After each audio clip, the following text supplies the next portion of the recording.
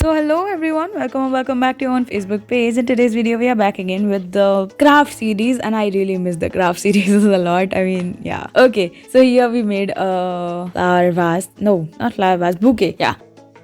And for the next part, we have taken your tissue paper, and okay, now opening it the way shown here, and I think your flower is all ready. Yeah, see, that is nice. You can actually color them to make them of different colors, and done. That could be a nice gift.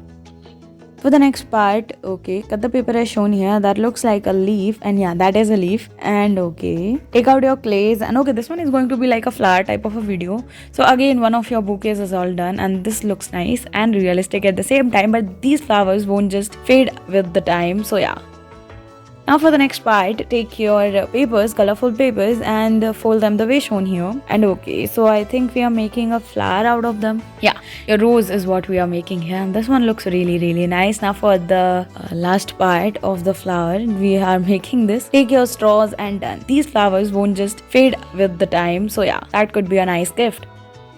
For the next part, roll your paper like this and paste a lollipop in between. That's what it is, I think. Okay, roll it around and nice. That is really nice. So your lollipop was in between. I don't know for what purpose. Okay, now for making your dandelions. Okay, that's what we call these flowers, dandelions or dahlia. Oh, there are so many different type of flowers. Yeah. Okay, all done. Now for making this, okay, they were really nice. So, okay, roll your paper this way and then, okay, so this is like a heart shape of a flower, and that looks really nice and creative at the same time. For the next part, okay, with the help of your clay, make different color of flowers, and they're nice, very nice. And for the bouquet kind of making, take some tissues and make some designs on them, and done.